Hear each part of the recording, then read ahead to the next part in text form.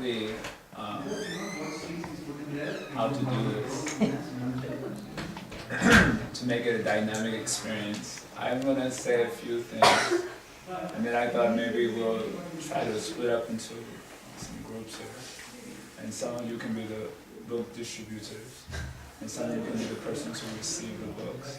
And I'll give the persons who receive the books like the script, little script. What are you gonna say to the book distributors? And then the book distributors have to use their intelligence to respond. I think we'll try that and make it a little dynamic and fun. I'll say a few things before that. I guess for myself personally, book distribution should be very important because my being a part of this Christian consciousness movement is a result of the book distribution effort. Because my mother received the book some 10 years before I was born. And a devotee just gifted it to her. Science of Self-Realization.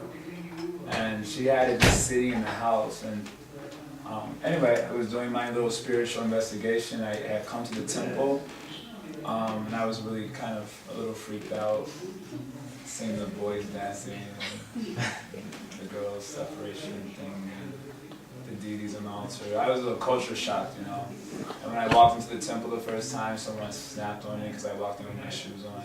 They kind of told me off, That was my first welcome to the Hare Krishna temple. And somehow or other I was inspired by the Lord to stay. And I remember seeing Srila Prabhupada's Murti and staring at Prabhupada's Murti for a long, long time because I thought Prabhupada was actually sitting there. And I was wondering why. I was like, this man is so fixed on the altar. He's not looking left or right or anything. I was trying to get him to see me. So I walk in front of him like, why aren't you seeing me? And then I realized, this is not even Murti. So, but because of seeing Prabhupada like that, staying for a long time, made an impression in my mind. I ended up not staying in the temple because no one greeted me after the program. So I ended up just not staying, leaving. I remember Abhimanyu Prabhu. I don't know, some of you remember Abhimanyu Prabhu, like very tall, gentle giant. And he while I was leaving, he did offer me to go take prasad. What's prasad? I'm out of here. So I didn't have any intention of coming back. 3 days later, I was in my house, mother's home, and I was preparing for the Lion King audition. I was a dancer, and so the next day on Thursday was a Lion King audition, which I was supposed to go to, which I did go to. So I was singing like it's the circle of life in my room and practicing. It was a singing and dancing audition, and I was taking various books off the shelf. I was singing, and I was in my own little reality. And so my mother had one shelf that had all the spiritual books on them, and I was grabbing, looking through them, no pictures, closed it and put it back. So I picked up the Science of Self-Realization. On the cover was Srila Prabhupada. So because of staring at the Murti for so long, that impression was in my mind, so I know this person from somewhere. Then I recalled it was from the Hare Krishna temple. And so I was so fascinated, how did this book get in my house? And I didn't take it from the temple, so I read it the whole night through, from 11 o'clock to like 7 in the morning. And then after that I started chanting Hare Krishna and following the 4 regs and started coming to the temple on a regular basis. So my personal appreciation for the book distribution effort is very great because of that effort I'm here. Srila Prabhupada describes his books like time bombs. Anytime they can go up. Don't use that in a public forum because nowadays with people being so hysterical, you might get arrested or something. But Prabhupada did describe it like that, time bombs, that even if the person doesn't read the book himself, you never really know who that book is meant for. So one need not be discouraged. Somehow that the book should go out. I guess that's one story for your consideration and inspiration. Another point to be made here before we do our little exercise is Krishna says in the Bhagavad Gita to Arjuna, Nibita matram sarva sarva sachin. This verse comes where Krishna is telling Arjuna that Arjuna is not willing to fight. And Krishna said, I've already killed everyone, but I want to give you the opportunity to take the credit for it. Otherwise, if you don't do it, someone else will do it. This is actually a fact. if the members of the Christian consciousness movement don't take the responsibility, it's not that it's not going to be done. It will certainly be done. And there's a little story. One of our brahmacharis here in Chicago, will come back soon, Gokulananda Prabhu. I don't know how many of you remember him. Anyway, Gokulananda Prabhu was sharing with me a story when he was in Argentina. He was distributing books, I guess in a neighborhood that wasn't so nice. So some people happened to see him distributing the books, like some thugs, you know, kind of people. So they jumped him, and they didn't take any money. I guess they didn't think he had any money because maybe he looked too weird or something. So they jumped him and took the books, you know, and he was like really scared. And he got away, you know, gave the books and got away.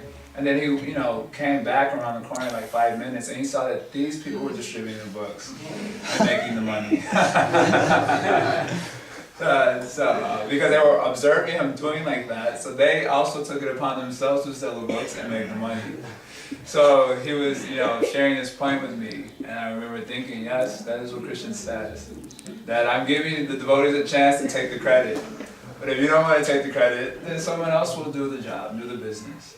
So ideally, we want to take the credit so we can get the favorable glances of the Lord and go back home like the Godhead. Otherwise, someone else may do it. There's another story. So, let's say to inspire us.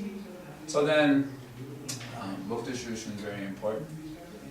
And there are various, let's say, aspects of book distribution before we get into the, let's say, the technicalities of the actual process of book distribution. I'm not myself like a book distributor. I mean, I wouldn't think of myself as that such. It was my very first service. I used to do it every day for 6 hours plus in my first 2 or 3 years of Christian consciousness. Of course, I still do regularly, but I would never have identified myself as a book distributor because my general way of interacting with people in book distribution isn't like a necessary book distribution standard that would be taught as such. But I would like to say that before we get into the technicalities, there really aren't any techniques as such in the book distribution effort, as Subharu was mentioning a little bit. Basically it takes mercy. You're dealing with an environment where people are not God conscious at all. And an environment where it doesn't mean they're not favorable, but they're highly distracted by their senses and sense gratification. Anyone got that experience? Distracted by senses, sense gratification. So then you're coming with like something very like pure Christian consciousness, and it's like, you know, it's like a book or a pizza. It's like no comparison, right? Obviously the pizza. So I was asking these young men yesterday, spiritual knowledge is very subtle. And how do you inject something or make interesting something very subtle in an environment where the senses are always aroused for sense enjoyment? How do you do that? It's very difficult. Anyone has an answer? They didn't have any answer for me. Anyone slept on it? Tomorrow, you got any answer? I was asking all of them yesterday, they couldn't give me any answer. So it's very difficult. So we should understand that the books going out is not really a matter of our technique, but a question of the mercy of the Lord. So it's still very shocking that anyone even takes the book, you know, really. It's still like, even though it happens regularly, still every time it happens it's like, wow, someone took the book. You feel like it's the first time you distribute the book. Because it really does take mercy.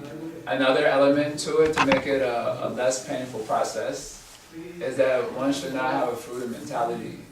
If you're looking for numbers, then you're going to suffer a lot. Or you'll be envious of the devotees who are doing better than you on that particular given day. It's not about the numbers or getting out so many books. Even if you get out one book, you change the world potentially from one living entity. And that is, certainly will get the favorable glances of the Lord upon us. In other words, it's a compassion effort. It's not a, how you say, a material effort, fruitive. It's based on levels of compassion. So to the degree our compassion is increasing, to that degree we'll be a little bit more effective.